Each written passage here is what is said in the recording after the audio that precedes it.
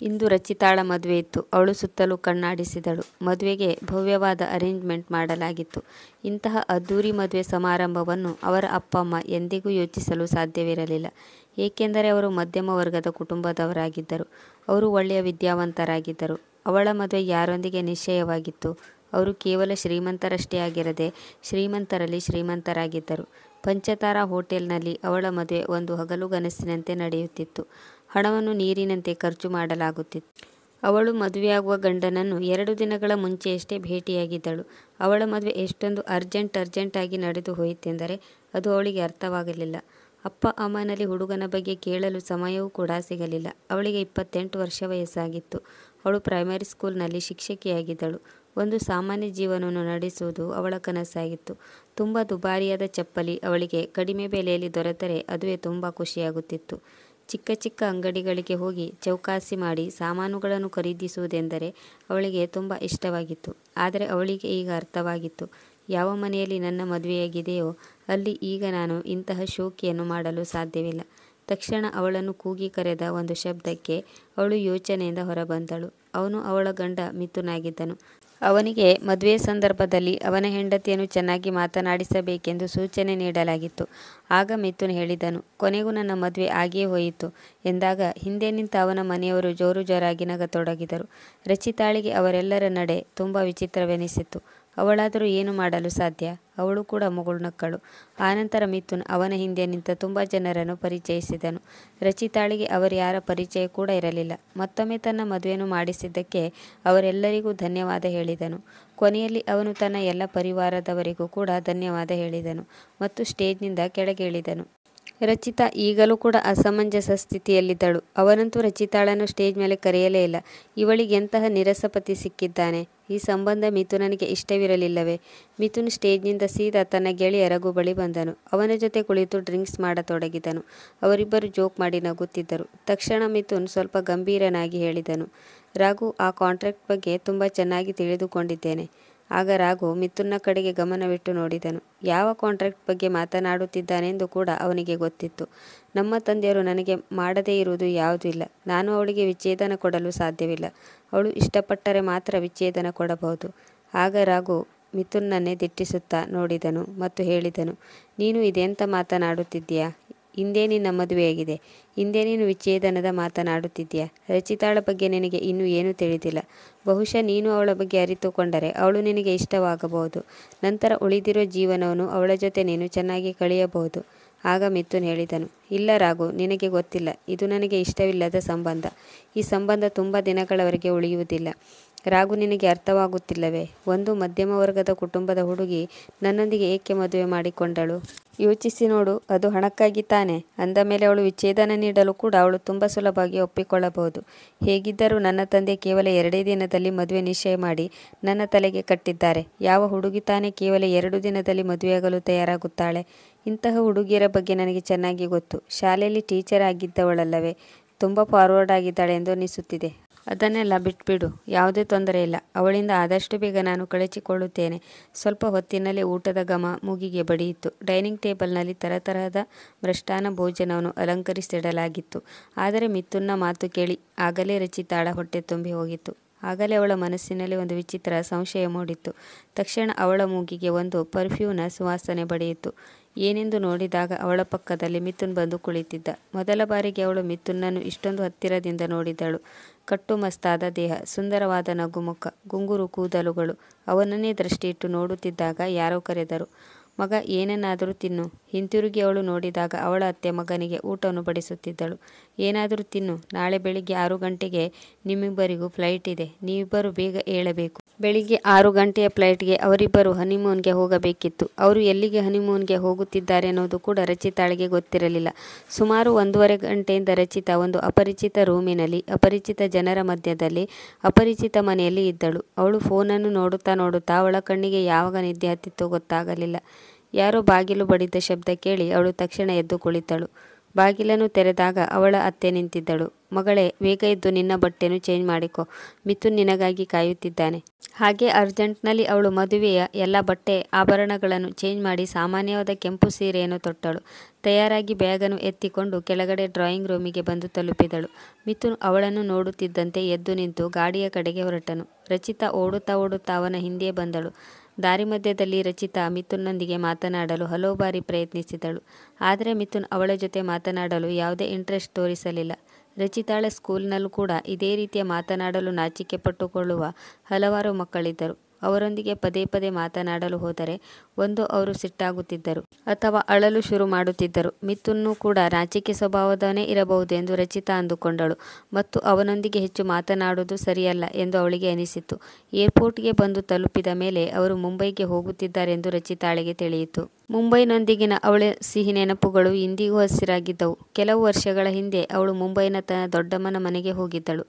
ಆಗ ಅವರೆಲ್ಲ ಸೇರಿ ಚೌಪಾಟಿಯಲ್ಲಿ ತುಂಬ ಮಸ್ತಿ ಮಾಡಿದ್ದರು ಮತ್ತು ಅವಳು ಗೇಟ್ವೇ ಆಫ್ ಇಂಡಿಯಾ ನೋಡಲು ಕೂಡ ಹೋಗಿದ್ದಳು ಮತ್ತು ಅವರು ಇಡೀ ದಿನ ಅಲ್ಲಿ ಸುತ್ತಾಡಿದ್ದರು. ಅವರಿಗೆ ತಾಜ್ ಹೋಟೆಲ್ನಲ್ಲಿ ಊಟ ಮಾಡುವ ಇಚ್ಛೆ ಇತ್ತು. ಅವರದು ಮಧ್ಯಮ ವರ್ಗದ ಕುಟುಂಬವಾಗಿದ್ದರಿಂದ 5 ಸ್ಟಾರ್ ಹೋಟೆಲ್ನಲ್ಲಿ ಊಟ ಮಾಡುವ ಅರ್ಹತೆ ಅವರಿಗೆ ಇರಲಿಲ್ಲ. ಆದರೆ ಮುಂಬೈನೊಂದಿಗೆ ಅವಳ ನಂಟು ಬೆಳೆದಿತ್ತು. ಆದ್ದರಿಂದ ಇಂದು ಮುಂಬೈಗೆ ಹೋಗುತ್ತಿರುವುದರಿಂದ ಅವಳಿಗೆ ತುಂಬ ಖುಷಿಯಾಯಿತು. ಮುಂಬೈ ಏರ್ಪೋರ್ಟ್ ತಲುಪಿದ ನಂತರ ಅವರು ಒಂದು ಟ್ಯಾಕ್ಸಿಯಲ್ಲಿ ಕುಳಿತು ಹೋಟೆಲ್ ಕಡೆಗೆ ಸಾಗಿದರು. ರಸ್ತೆಯಲ್ಲಿ ಸಾಗುತ್ತಿದ್ದಾಗ ಇಬ್ಬರ ಕಣ್ಣುಗಳು ಬೆರೆತವು. ನೋಡುತ್ತಿದ್ದಂತೆ ಟ್ಯಾಕ್ಸಿ ತಾಜ್ ಹೋಟೆಲ್ನ ಹೊರಗೆ ಬಂದು ನಿಂತಿತ್ತು.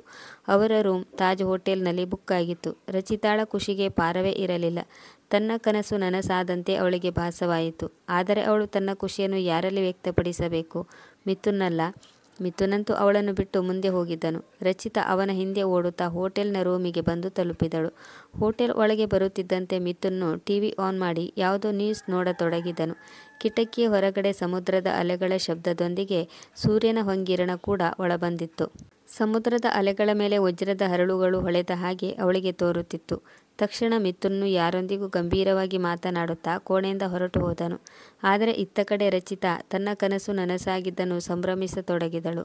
ಮಿಥುನ್ ಯಾರೊಂದಿಗೂ ಫೋನಿನಲ್ಲಿ ಗಂಭೀರವಾಗಿ ಮಾತನಾಡುತ್ತಿದ್ದನು. ನಾನು ಆದಷ್ಟು ಬೇಗ ಇಲ್ಲಿಂದ ಹೊರಟು ಹೋಗುವಂತೆ ಯಾವುದಾದ್ರೂ ಒಂದು ಮೀಟಿಂಗ್ ಫಿಕ್ಸ್ ಮಾಡು. ಈ ಕೋಣೆಯಲ್ಲಿ ಇವಳೊಂದಿಗೆ ಇದ್ದು ನನಗೆ ಉಸಿರುಗಟ್ಟಿದಂತಾಗುತ್ತಿದೆ. ತಕ್ಷಣ ಮಿಥುನ್ನು ಕ್ಯಾಬನ್ನು ಬುಕ್ ಮಾಡಿ ತನ್ನ ಮುಂಬೈನ ಆಫೀಸಿಗೆ ಹೊರಟು ಬಂದನು. ಮನದಲ್ಲೇ ರಚಿತಾಳ ನೆನಪಾದಾಗ ತಕ್ಷಣ ಅವನು ಅವಳ ನೆನಪನ್ನು ಮರೆಮಾಚಿದನು. ಆ ಕೆಂಪು ಸೀರೆಯಲ್ಲಿ ರಚಿತಾ ಅಪ್ಸರೆಗಿಂತ ಕಡಿಮೆಯೇನೂ ಇರಲಿಲ್ಲ. ಆ ಸೀರೆಯಲ್ಲಿ ಅವಳ ನಗು ಯಾರನ್ನಾದರೂ ಕೂಡ ಸೆಳೆಯುವಂತಿತ್ತು. ಆದರೆ ಮಿಥುನ್ನಿಗೆ ಮದುವೆಯಂತಹ ಸಂಬಂಧಗಳ ಬಗ್ಗೆ ವಿಶ್ವಾಸವೇ ಇರಲಿಲ್ಲ. ಏಕೆಂದರೆ ಅವನ ತಂದೆಗೆ 3 ಬಾರಿ ವಿಚ್ಛೇದನವಾಗಿತ್ತು. ಸಣ್ಣ ಪುಟ್ಟ ವಿಷಯಕ್ಕಾಗಿ ಅವನ ತಂದೆ ತಾಯಿಯರ ಮಧ್ಯೆ ಜಗಳವಾಗಿತ್ತು. ಈ ಜಗಳ ವಿಚ್ಛೇದನದವರೆಗೂ ಬಂದು ತಲುಪಿತ್ತು. ನಂತರ ಮಿಥುನನ ತಂದೆಯ ಮರು ಮದುವೆಯೂ ಕೂಡ ಮುರಿದು ಬಿದ್ದಿತ್ತು. ಆದ್ದರಿಂದ ಮಿಥುನ್ನಿಗೆ ಸಂಬಂಧಕ್ಕಿಂತಲೂ ಹೆಚ್ಚು ಹಣವೇ ಮುಖ್ಯ ಎಂದು ಮನವರಿಕೆಯಾಗಿತ್ತು. ಹೀಗೆ ಯೋಚಿಸುತ್ತಾ ಮಿಥುನ್ ಮನದಲ್ಲೇ ಒಂದು ನಿರ್ಧಾರಕ್ಕೆ ಬಂದನು. ನಾನು ರಚಿತಾಳಿಗೆ ಫೋನ್ ಕೂಡ ಮಾಡುವುದಿಲ್ಲ. ಅವಳು ಫೋನ್ ಮಾಡಿದರೆ ಅವಳ ಜೊತೆ ಮಾತು ಕೂಡ ಆಡುವುದಿಲ್ಲ. ನಾನು ಹೀಗೆ ಮಾಡುವುದರಿಂದ ಸಂಜೆಯವರೆಗೂ ಅವಳು ಸಿಟ್ಟಾಗಿ ನನ್ನೊಂದಿಗೆ ಜಗಳ ಮಾಡುತ್ತಾಳೆ. ಆನಂತರ ಅವಳ ಜೊತೆ ಜಗಳವಾಡಿ ನಾನು ಕೂಡ ಸುಲಭವಾಗಿ ವಿಚ್ಛೇದನ ನೀಡಬಹುದು. ನಂತರ ನಾನು ಸ್ವತಂತ್ರವಾಗಿ ಬದುಕಬಹುದು ಎಂದು ಮನದಲ್ಲಿ ಯೋಚಿಸಿದನು. ಆದರೆ 26 ನವೆಂಬರ್ 2008 ಸಂಜೆಯು ಅವನ ಹಣೆಬರಹದಲ್ಲಿ ಬೇರೆ ಏನು ಬರೆದಿತ್ತು. ಆ ದಿನ ಏನು ಆಗಬಾರದಿತ್ತೋ ಅದೇ ನಡೆದು ಹೋಗಿತ್ತು. 26 ನವೆಂಬರ್ 2010 ಇಂದು ಆ ಘಟನೆ ನಡೆದು 2 ವರ್ಷ ಕಳೆದು ಹೋಗಿತ್ತು. ಮಿಥುನ್ ಕೆಲವು ತನ್ನ ಆಯ್ಕೆಯ ಪುಸ್ತಕಗಳನ್ನು ಖರೀದಿಸಿದನು ಮತ್ತು ಒಂದು ಸೀರೆ ಅಂಗಡಿಗೆ ಬಂದನು ಮತ್ತು 2 ಕೆಂಪು ಬಣ್ಣದ ಸೀರೆಯನ್ನು ಖರೀದಿ ಮಾಡಿದನು. ಗಾಡಿಯಲ್ಲಿ ಕುಳಿತು ಡ್ರೈವರ್ಗೆ ಹೇಳಿದನು, ಸತಿಮಾತಾ ಮಂದಿರದ ಕಡೆಗೆ ಹೊರಡು. ಆಗ ಅವನ ಮೊಬೈಲ್ ರಿಂಗ್ ಆಯಿತು. ಅದು ಅವನ ತಂದೆಯ ಕಾಲ್ ಆಗಿತ್ತು. ಮಿಥುನ್, ಎಲ್ಲಿದ್ದೀಯಾ? ಅಪ್ಪ, ದೇವಸ್ಥಾನದಿಂದ ನಾನು ಸೀದಾ ಆಸ್ಪತ್ರೆಗೆ ಹೋಗುತ್ತಿದ್ದೇನೆ. ಸಂಜೆವರೆಗೆ ನಾನು ಆಫೀಸ್ಗೆ ಬಂದು ತಲುಪುತ್ತೇನೆ. ಮಿಥುನ್, ನನಗೆ ನಿನ್ನ ಅವಶ್ಯಕತೆ ಇದೆ. ಅವಳನ್ನು ಮರೆತು ಬಿಡು. ಈಗ ಅವಳು ಎಂದಿಗೂ ಅಪ್ಪ, ಸಾಕು ನಿಲ್ಲಿಸಿ. ಮುಂದೇನು ಹೇಳಬೇಡಿ. ನಾನು ಬರುತ್ತೇನೆ. ದೇವಸ್ಥಾನಕ್ಕೆ ಹೋಗಿ ಮಿಥುನ್ನು ಒಂದು ಸೀರೆಯನ್ನು ದೇವರಿಗೆ ಅರ್ಪಣೆ ಮಾಡಿದನು. ಮತ್ತೊಂದು ಸೀರೆಯನ್ನು ತೆಗೆದುಕೊಂಡು ಆಸ್ಪತ್ರೆ ಕಡೆಗೆ ಹೊರಟು ಬಂದನು. ಅವನ ಒಂದು ಕೈಯಲ್ಲಿ ಪುಸ್ತಕವಿತ್ತು, ಇನ್ನೊಂದು ಕೈಯಲ್ಲಿ ಸೀರೆ ಇತ್ತು. ರಚಿತಾ ಎಂದು ಕರೆಯುತ್ತಾ ಆಸ್ಪತ್ರೆಯ ರೂಮಿನೊಳಗೆ ಹಾಜರಾದನು. ರಚಿತಾ ಬೆಡ್ ಮೇಲೆ ಮಲಗಿದ್ದಳು. ಅವಳ ಶರೀರದ ಮೇಲೆ ಜೋಡಿಸಿರುವ ಹಲವಾರು ಮಷಿನ್ಗಳ ವಯರ್ ಇದ್ದವು. ಅವಳು 2 ವರ್ಷದಿಂದ ಕೋಮಾದಲ್ಲಿದ್ದಳು. ಮಿಥುನ್ ಅಲ್ಲಿ ಬಂದು ಕುಳಿತುಕೊಂಡನು ಮತ್ತು ಪುಸ್ತಕ ಓದಲು ಶುರು ಮಾಡಿದನು. ಆನಂತರ ಅಲ್ಲಿಗೆ ಒಬ್ಬಳು ನರ್ಸ್ ಬಂದಳು ಮತ್ತು ಅವಳಿಗೆ ಕೆಂಪು ಸೀರೆಯನ್ನು ಕೊಟ್ಟು ಹೇಳಿದನು, ಪ್ಲೀಸ್ ಈ ಸೀರೆಯನ್ನು ರಚಿತಾಳಿಗೆ ತೊಡಿಸಿ. ಇಂದು ನಮ್ಮ ಮದುವೆ 2ನೇ ವರ್ಷದ ಆ್ಯನಿವರ್ಸರಿಯಾಗಿದೆ. ತುಂಬ ಪ್ರೀತಿಯಿಂದ ಅವಳ ಮುಖವನ್ನು ಸವರಿ ಹಣೆಯ ಮೇಲೆ ಕೈಯಿಟ್ಟು ಹೇಳಿದನು. ಕೇವಲ ಒಮ್ಮೆ ಮಾತ್ರ ಕಣ್ಣು ತೆರೆ ಸಾಕು. ನಿನ್ನನ್ನು ನಾನು ನನ್ನಿಂದ ಎಂದೂ ದೂರ ಹೋಗಲು ಬಿಡುವುದಿಲ್ಲ. ಆಗ ಅಲ್ಲಿಗೆ ರಾಘು ಬಂದನು. ಅವನು ಮಿಥುನ್ನ ಹಳೆಯ ಗೆಳೆಯನಾಗಿದ್ದನು.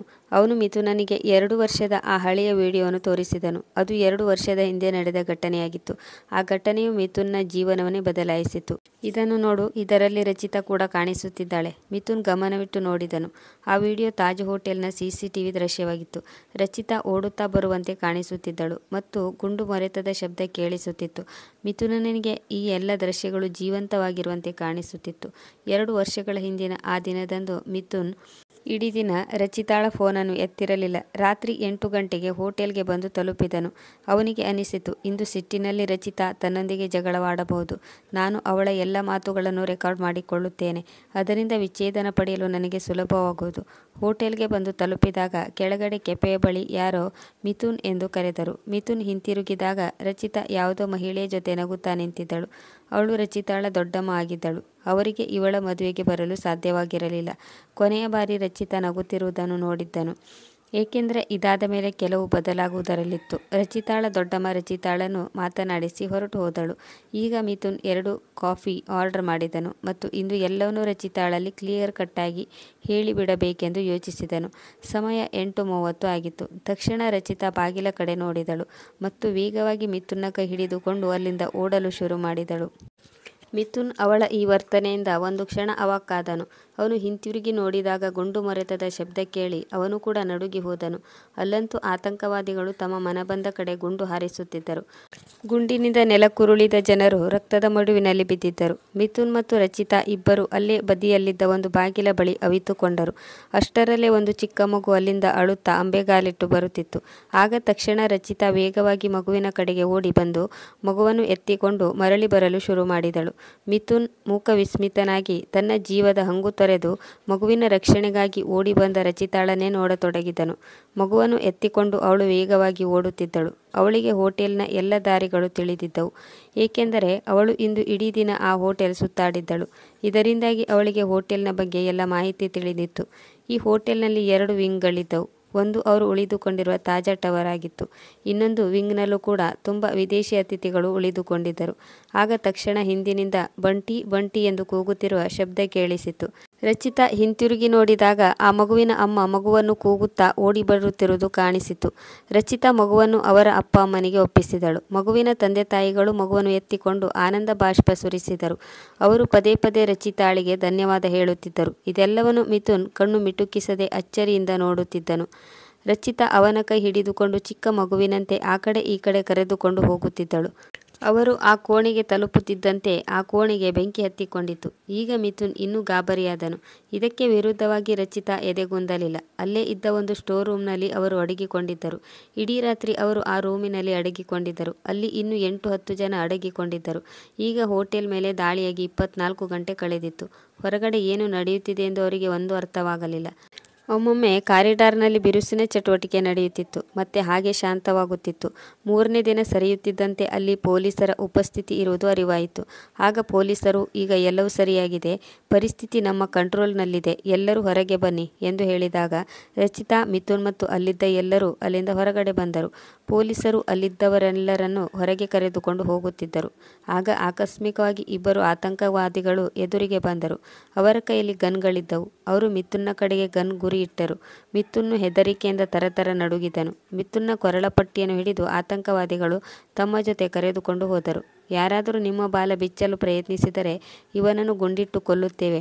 ಮಿಥುನ್ನನ್ನು ಎಳೆದು ಕರೆದುಕೊಂಡು ಹೋಗುತ್ತಿದ್ದರು. ಪೊಲೀಸರು ಕೂಡ ಏನು ಮಾಡಲಾಗದೆ ಹಾಗೆ ನಿಂತರು. ಆದರೆ ರಚಿತಾಳಿಗೆ ಎಲ್ಲಿಂದ ಶಕ್ತಿ ಬಂತೋ ಗೊತ್ತಿಲ್ಲ. ಅಲ್ಲಿಂದಲೇ ಸಿಂಹಿಣಿಯಂತೆ ಓಡಿ ಬಂದಳು, ಕೂಗಾಡುತ್ತಾ, ನನ್ನ ಗಂಡನನ್ನು ಬಿಟ್ಟು ಬಿಡಿ. ರಚಿತಾಳ ಈ ರೀತಿಯ ರೌದ್ರಾವತಾರವನ್ನು ನೋಡಿ ಮಿಥುನ್ನಿಗೆ ರಚಿತಾ ಸಾಕ್ಷಾತ್ ದೇವಿಯಂತೆ ಕಂಡಳು. ಇದೇ ರೀತಿ ಸತಿ ಮಾತೆ ಕೂಡ ಯಮದೂತನಿಂದ ತನ್ನ ಪತಿಯ ಪ್ರಾಣವನ್ನು ರಕ್ಷಿಸಿರಬೇಕು. ಮಿಥುನ್ನು ಹಳೆಯ ನೆನಪುಗಳಲ್ಲಿ ಮುಳುಗಿ ಹೋಗಿದ್ದನು. ಆಕಸ್ಮಿಕವಾಗಿ ಅವನ ಮೊಬೈಲ್ ರಿಂಗ್ ಆಯಿತು. ಅವನ ಯೋಚನಾಲಹರಿಗೆ ಕಡಿವಾಣ ಬಿತ್ತು. ಅದು ಅವನ ತಂದೆಯ ಫೋನ್ ಆಗಿತ್ತು. ಫೋನ್ ತೆಗೆದುಕೊಂಡು ಹೇಳಿದನು, ಆಯಿತು, ನಾನು ಈಗಲೇ ಹೊರಡುತ್ತೇನೆ. ಅವರ ತಂದೆ ತುಂಬ ಸಿಟ್ಟಿನಲ್ಲಿ ಇದ್ದರು ಮತ್ತು ಹೇಳಿದರು, ನಾನೇ ನಿನಗೆ ಮದುವೆ ಮಾಡಿಸಿದ್ದೆ. ಈಗ ನಾನೇ ಹೇಳುತ್ತಿದ್ದೇನೆ, ಅವಳನ್ನು ಬಿಟ್ಟು ಬಿಡು. ಅವಳೀಗ ಜೀವಂತ ಶವವಾಗಿದ್ದಾಳೆ. ಅವಳೆಂದಿಗೂ ಕೋಮಾದಿಂದ ಹೊರಬರಲು ಸಾಧ್ಯವಿಲ್ಲ. ನೀನು ನನಗೆ ಒಬ್ಬನೇ ಮಗ. ನನಗೆ ಬಿಸ್ನೆಸ್ನಲ್ಲಿ ನಿನ್ನ ಅವಶ್ಯಕತೆ ತುಂಬ ಇದೆ. ಏನೇಕೆ ಅವಳ ಹಿಂದೆ ಬಿದ್ದು ನಿನ್ನ ಜೀವನವನ್ನು ಹಾಳು ಮಾಡಿಕೊಳ್ಳುತ್ತಿದ್ದೀಯಾ? 2 ವರ್ಷ ಕಳೆದು ಹೋಗಿದೆ. ಈಗಲೂ ಅವಳಿಗೆ ಪ್ರಜ್ಞೆ ಬಂದಿಲ್ಲ ಎಂದರೆ ಅವಳಿಗೆ ಮುಂದೆ ಎಂದೂ ಪ್ರಜ್ಞೆ ಬರುವುದಿಲ್ಲ. ಇದನ್ನು ಕೇಳಿದ ಮಿಥುನ್ನಿಗೆ ತುಂಬ ದುಃಖವಾಯಿತು ಮತ್ತು ಫೋನನ್ನು ಕಟ್ ಮಾಡಿದನು. ಅವನು ಮನಸ್ಸಿಲ್ಲದ ಮನಸ್ಸಿನಿಂದ ಎದ್ದು ನಿಂತನು ಮತ್ತು ರಚಿತಾಳ ಹಣೆಗೆ ಮುತ್ತಿಡುತ್ತಾ ಹೇಳಿದನು, ಹ್ಯಾಪಿ ವೆಡ್ಡಿಂಗ್ ಆ್ಯನಿವರ್ಸರಿ ಡಿಯರ್ ಎಂದು ಹೇಳುವಾಗ ಅವನ ಕಣ್ಣು ತುಂಬಿ ಬಂದಿತ್ತು.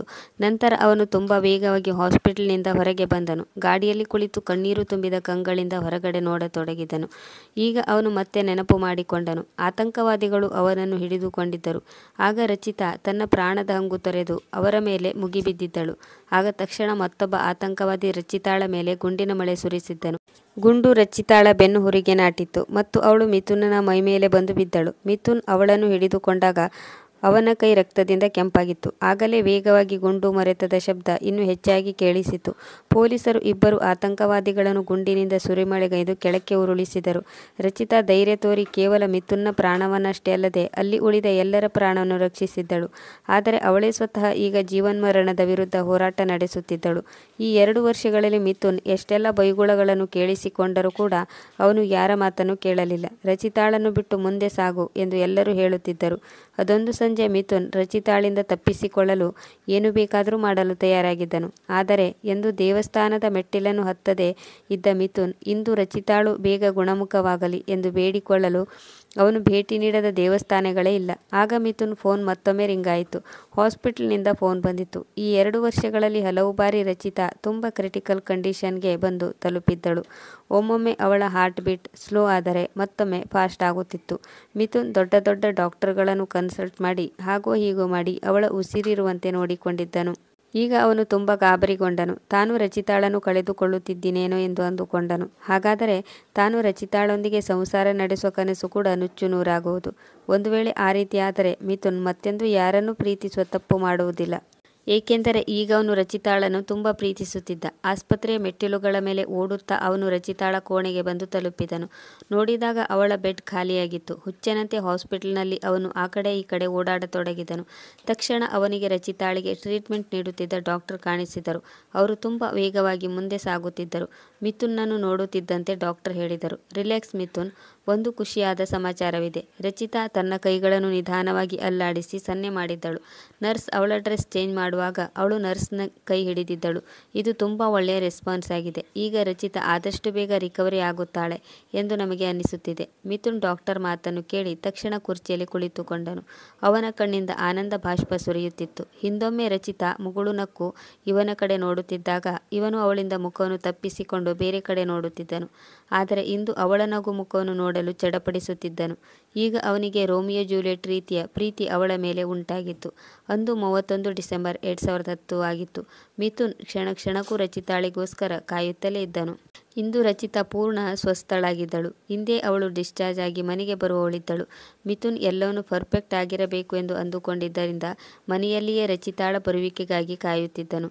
ಅವನು ಇಡೀ ಮನೆಯನ್ನು ರಚಿತಾಳಿಗೆ ಇಷ್ಟವಾದ ರಜನಿಗಂಧ ಹೂವಿನಿಂದ ಅಲಂಕರಿಸಿದ್ದನು. ಅಡುಗೆ ಕೋಣೆಯಲ್ಲಿ ರಚಿತಾಳಿಗೆ ಇಷ್ಟವಾದ ಅಡುಗೆ ತಯಾರಾಗುತ್ತಿತ್ತು. ಅಲ್ಮಾರಿಯಲ್ಲಿ ರಚಿತಾಳಿಗೆ ಇಷ್ಟವಾದ ಹಲವಾರು ಬಳೆಗಳನ್ನು ಜೋಡಿಸಿದ್ದನು. ಈ 2 ವರ್ಷದಲ್ಲಿ ಪ್ರತಿ ಕ್ಷಣವನ್ನು ಮಿಥುನ್ ರಚಿತಾಳಿಗಾಗಿಯೇ ಕಾಯುತ್ತಿದ್ದನು. ರಚಿತಾಳಿಗಾಗಿ ಅವಳ ಅಪ್ಪ, ಅಮ್ಮ, ತಂಗಿ ಮತ್ತು ಅವಳ ದೊಡ್ಡಮ್ಮ ಮತ್ತು ಅವಳ ಗೆಳತಿಯರನ್ನು ಕೂಡ ಮನೆಗೆ ಕರೆಸಿದ್ದನು. ತಕ್ಷಣ ಮಿಥುನ್ ಅಪ್ಪ ಅಮ್ಮ ರಚಿತಾಳನ್ನು ಹಾಸ್ಪಿಟಲ್ನಿಂದ ಕರೆದುಕೊಂಡು ಬಂದರು. ಬಾಗಿಲಲ್ಲಿ ಅವಳಿಗೆ ಆರತಿಯನ್ನು ಎತ್ತಲಾಯಿತು.